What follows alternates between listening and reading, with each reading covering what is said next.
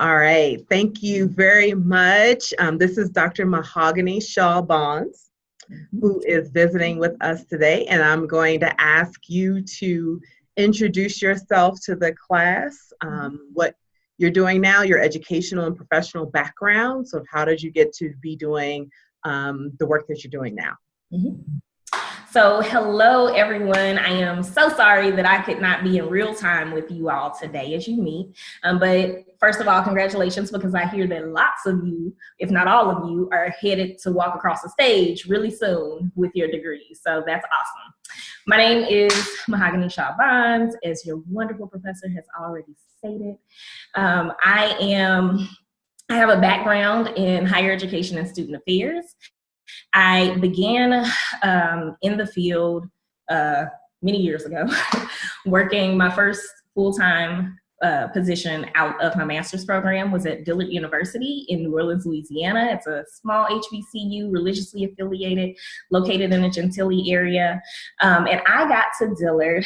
I was there one full year pre-Hurricane Katrina, through the Katrina experience, and one full year back on campus before I left to go and pursue my doctorate at Indiana University.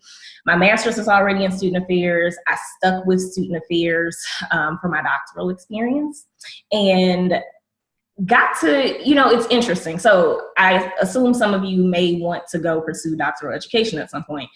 I always tell people I did doctoral education completely the wrong way, right? I literally kind of went back to school because I was really burnt out at my job and I needed to do something different. And I didn't really spend a lot of time thinking about what I wanted to study before I got there. So, I made up some things that sounded great for my application materials, good enough to get me into the institution I wanted to go to and to have me get set up there. But what happened is that when I got there that fall semester, my mind was still in New Orleans. Every single thing, I was still digesting my Katrina experience. I was still digesting everything that we did right on campus, everything we did wrong, everything we missed because we didn't even know to think about it, and how it impacted the institution, how it impacted students' lives who were now, some of them still scattered across the U.S. at different institutions, some of whom were able to return to our home campus and continue matriculating at Dillard University. And then I went to the EDHE conference that first year, and I was browsing through the exhibit hall and came across a book called Campus Crisis Management.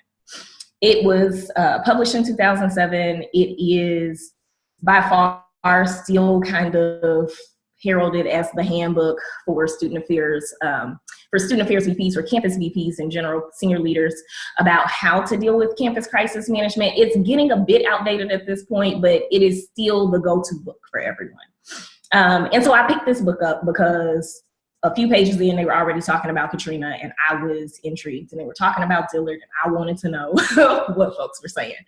And so I, started reading it, started going through it, and got back to campus and had a conversation with my advisor and said, people are studying crisis management out there in the world. Can this be my minor? Because I needed a minor for my program. And he said, sure, do what you want to do. It's, your education, do it.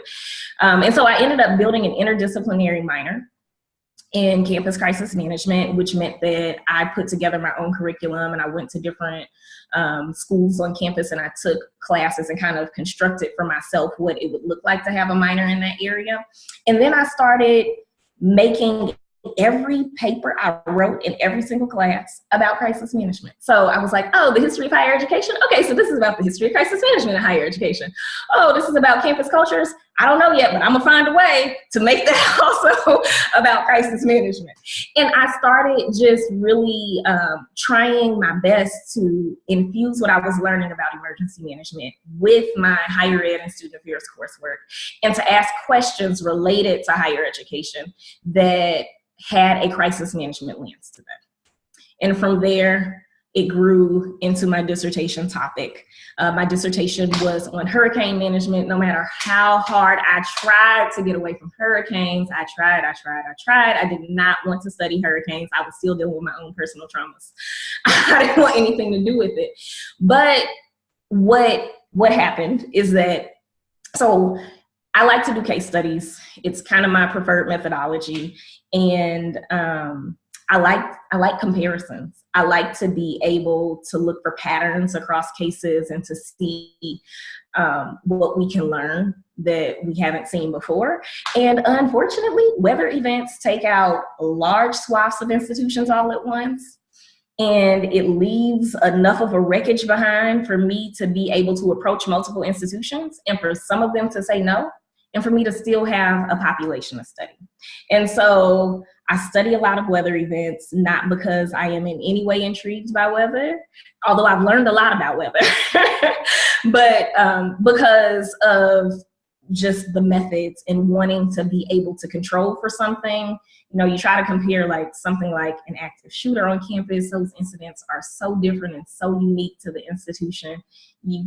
I feel like you cannot do a sound comparison in those situations. And so I started out studying hurricanes. And from there, and really studying how institutions respond to them and how they change and grow and develop in that process of recovery. So a lot of my work has focused on the recovery process.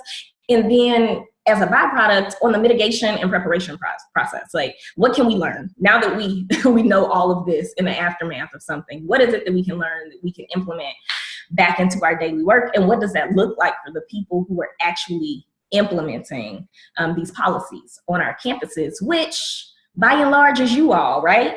Our student workers and our entry-level student affairs professionals usually are the people on the front lines when something happens. So as much as our policies focus on senior leaders needing to be able to make a decision, and as much as emergency management teams are constructed of people who are in senior positions, the reality is that we need to be equipping our frontline professionals with how to respond, how to react, how to be able to work your way through these incidents that are absolutely sure to happen during your careers. And so I guess I kind of got stuck on what I study. After my doctoral program, I went into a faculty position at Miami University. I was lucky that they needed another leadership course and offered the opportunity for me to create one based off of my dissertation work. And so I had the great fortune to teach a crisis management seminar for 5 years at Miami University. I left Miami after last academic year, at the end of the 2017 academic year. I got married, I moved across the country. I live in Georgia now. And I am, I'm working on a research grant at Georgia Tech, where I am helping their biomedical engineering department essentially teach engineers how to talk to people who are not like them. And on the flip side, I'm doing some consulting projects with different places. Awesome. That's great. We actually have a student in the class who was an engineering major in undergrad. Reformed awkward person. I'm joking. That was no, right? Not at all. Not at all. So actually, is wonderful and is going to be working with engineering related disciplines post. That is neat. Graduation, yeah. Fierce people in the STEM field. Yes, yes.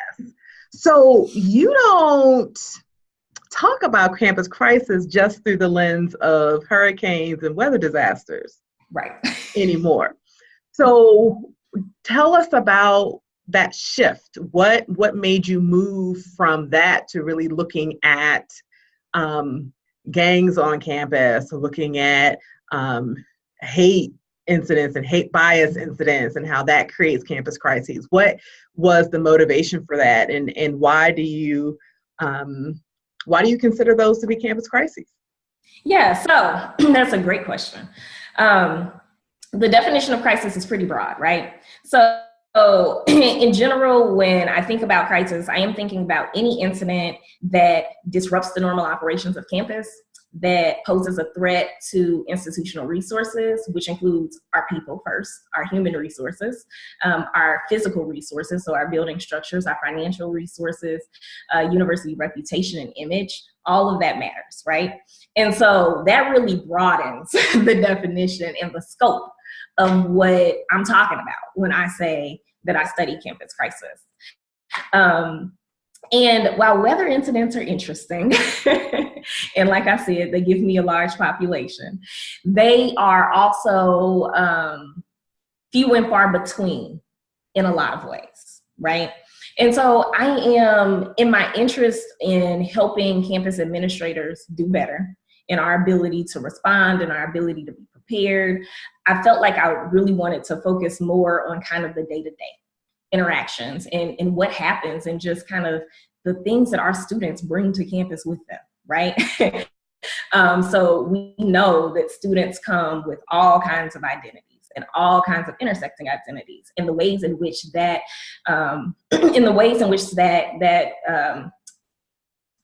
tempers how they experience the campus environment and how they interact with other people on campus is something that we need to pay attention to. And so when it comes down to, I did that piece on gang affiliated students and gang members who are college students, which is a growing population that most people don't think about, right? Like most people, you ask them to tell you about the students who they work with, and they do not lead with, well, I have a few gang members, right? And so it's a population that in a lot of ways is invisible and yet is statistically is growing on college campuses and brings then to campus issues that we need to be aware of, that we need to be apprised of, that we need to be concerned about, how those interactions might occur on campus, but also how to help these students be students, right? Like how to help them be able to integrate into the life of the campus community and to be engaged while they are enrolled in your institution. So that's one way, but also I think part of my motivation is helping us to rethink how we respond to critical incidents on campus. And so, you see, the past couple of years, you turn on the news and it looks like it is the 1960s in color, right? And that is because for so long, we have not paid attention to the signs and the signals that things are wrong, right? And so it's easy for, I think, people to in my opinion, feign surprise when the students are suddenly protesting, right? Like, where did this come from? It's like, well, you have campus climate data that tells you that students are having inequitable experiences on this campus. It tells you that certain populations of students feel marginalized and they feel alienated, and they cannot find a place that feels like home to them within our walls, streets, our borders, our campus borders. And because we don't pay attention to that, we don't take it seriously enough, we end up surprised when the protest pops off, right? And so I want to try to infuse some language into the way that we approach our work as educators and as administrators and as people who are supposed to care about these students and about their experiences and about their ability to grow and develop in ways and to experience campus in ways that are meaningful and that are nourishing to them. And so that has been a large part of the shift of wanting to kind of meet people where they are. What I find a lot with, I think in higher education, well, in society in general, but we're talking about higher education, is that people have a tendency to shy away from talking about emergency preparedness when they feel like what you're talking about is too far-fetched, right? So it's like, I could go buy a weather radio, or I could go put fire extinguishers in my home on different levels, or I could, buy escape ladders, or, any number of things that are recommended for folks. But what are the chances, right? Like, what are the chances that a tornado is going to swoop through here, or that a hurricane is going to come through here and I'm going to be underprepared in here, or that, you know, I'm going to have a huge kitchen fire or an electrical wiring problem or anything. And it just seems too far-fetched for people to spend time on. Now, as second-year master's degree students who are about to graduate, I'm sure that if any of you all opened up your Google Calendar for me right now, or your planners or anything else, you would have your time is completely taken up. You have so many things that require your energy, require your thought, require your time, that it does not seem prudent to spend that time planning for something that is a what if, that is so far-fetched and so far off that it's just not worth it, right? Like, I have a student crying in my office right now. But I don't have time to think about the hurricane that could come next fall, right? And that's what happens. And then we end up underprepared, and you know, you see the same tape plays over. Somebody's on TV, whoever is the spokesperson, talking about it was unpredictable. No one could have seen it coming. There was no way we could have been prepared. It's the same tape, right? It just over and over, the same thing. And so I want to take the conversation away from the far-fetched, and let's bring it down to the day-to-day, right? Let's talk about the things that really could happen. Let's talk about a difficult student walks into your office and you feel threatened, or your student worker feels threatened, and you don't know how to de-escalate the situation or how to remove the person from the situation. Let's talk about, you know, someone puts up some racist or homophobic or sexist or any type of discriminatory statement on a bulletin board in the residence hall, right? And suddenly everyone feels uncomfortable. People don't know what to do. We feel like we need to have a community conversation. And what I'm saying is we got to go deeper than the community conversation, right? The community conversation is the equivalent, is like literally, okay, so let's talk hurricanes, right? The community conversation is the equivalent to saying like, well, let's just board up the windows and close the doors, when really we should be taking electronics and the books and moving them up to the fourth floor, right? So when are we gonna move these conversations up to the fourth floor? Like, I am so tired of the community forum and like, let's have a town hall and let's hash it out. Let's really get down to the root, identify what are our signal detection mechanisms for understanding when we have a real crisis on our hands, and expanding the definition of what a crisis is. Because it's not just, oh, you know, those Black students are complaining again, or here come the international students talking about they don't feel included, or here are our transgender students saying that they need more, and here's the students with disabilities talking about how they can't access this and can't, like, it needs to not just be expected that students will have complaints, but to actually understand and register those complaints as signals that we need to be doing more. Oh, that's excellent. That's excellent. So what in that context you talked earlier about you wanted to focus on mitigating and repairing after an incident has occurred, after a crisis. So what happens after the hurricane is passed? Right. What does that mean in the context of thinking about bias, student protests, gun violence on campus? What does that look like in those contexts? Yeah, that's okay, so I love that question. And one of the things is that I've used, so a framework that I have used in my research is called the punctuated equilibrium paradigm. And it essentially, so one is called punctuated equilibrium. There's another one called convergence upheaval. I put them together because they essentially kind of have the same trajectory in terms of how they talk about the way that an incident can impact an organization. And so the idea is that every organization has an equilibrium, right? And your equilibrium is where you're just kind of operating even keel for the most part. And that's not to say that some things aren't happening, right? Like somebody quits, you know, some administrator quits their job and you have to replace them. You have to change you have to develop a policy for something. Like those things happen, but by and large, you're still at equilibrium. You're kind of moving along smoothly. Something can come along and punctuate that equilibrium. And for me, that's the moment of crisis, right? Something can punctuate that equilibrium. And then that organization, that institution has to work really hard to get back to a state of equilibrium. And the reality is that that new state of equilibrium, depending on what that punctuation was, might never look like what your previous one was, right? But you still have to seek it out. You still got to try to get there. And so I think that if we could use that framework to think about bias incidents, to think about hate incidents on campus, to think about all of the types of discriminatory, microaggressive, macroaggressive events that happen on our campuses,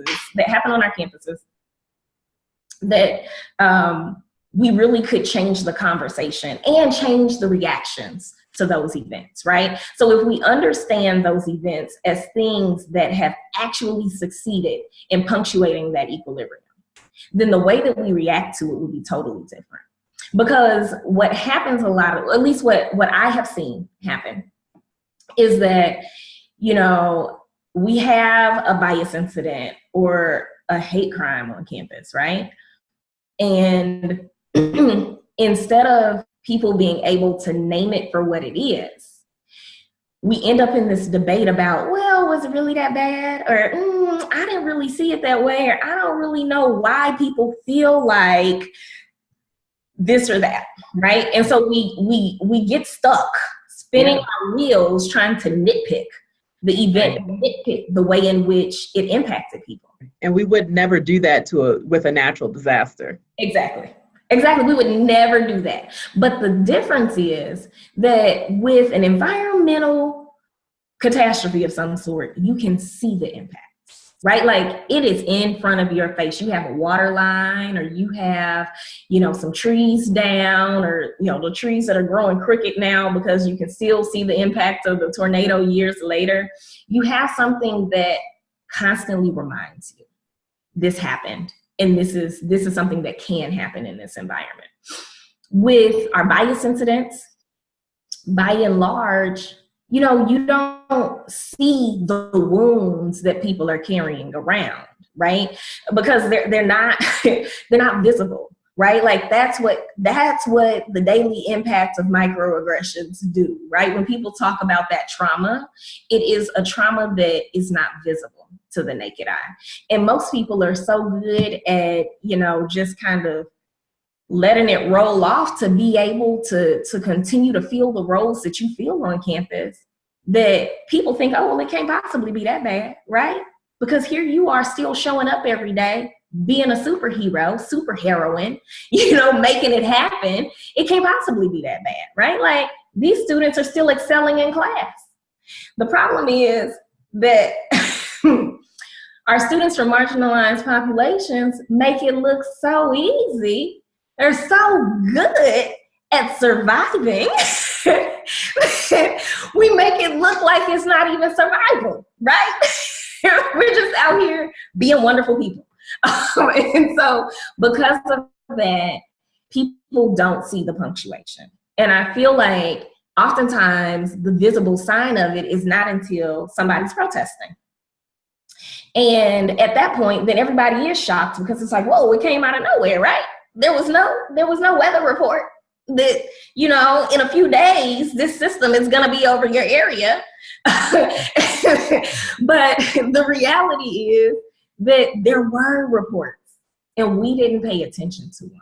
And so I think that we have to, like I said, just change the narrative, change the way that we think about these incidents so that we can then change the way that people experience them and the ways in which they react to them. Ooh, so rich, so rich. Last question.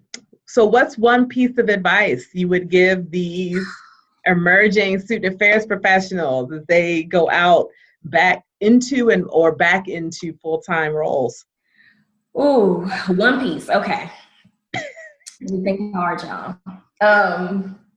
So what I will say is that, one, thank you so much, Dio, for putting this portion into this class. I think that we don't do enough to prepare our emerging professionals for the types of incidents that you are sure to encounter in your career. I think so much of the preparation process, we want to introduce you to the field, and we really want you to have a good experience, and we want you to stay in the field. And therefore, on some levels, we end up shielding you from some of the most difficult things that happen, even during your careers, right? And sometimes there are legal reasons why we cannot loop you into what's happening, right? But sometimes there are teachable moments that we kind of shy away from because we don't want to ruin the student's experience. We don't want to tank the students, right? And so, one, thank you for putting this segment into the course and just kind of introducing the topic of emergency management. What I would say is that I think, I know that there are resources out there to help professionals at all levels, educators at all levels, with handling incidents as they come into your area and into your space. And so I would encourage you to reach out and find those resources, to connect to some of the groups that exist within our professional organizations in the field, but also to not be afraid to raise the topic and ask the questions when you get into your position on campus. Now, I say that with the caveat that your more senior colleagues are not often going to want to hear what they may feel is a challenge to something that they are doing, or something that they have proposed, or that not even proposed, that they've just said is the new pathway, right? And so there is a way of kind of choosing your battles, right? And choosing your words when you're inside of a battle. To make sure that you are presenting information in a way that people can actually receive it.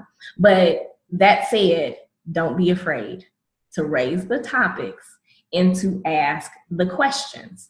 When you go into your new position, wherever it is, in whatever functional area it's in, I want you to know what the evacuation plan is for your building.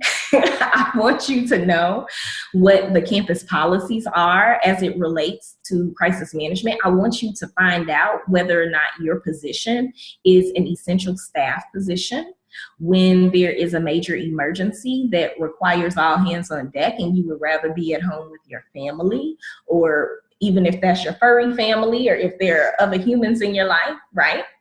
I want you to ask the questions that help you understand what your role is. And if you can detect that there are potential situations for which you would be responsible, that you feel underprepared, that you let people know that. And that you ask the questions about how you can get the training that you need or that you want to be confident that you can fulfill the responsibilities of your position. That is awesome. Thank you so much. I think you snuck in more than one piece of advice. I did. It was so much. I'm sorry. It was all good. It was all good, all necessary. Thank you so much for taking this time out to speak with our students. Both Blanche and I appreciate you a great deal. Okay. Thank you.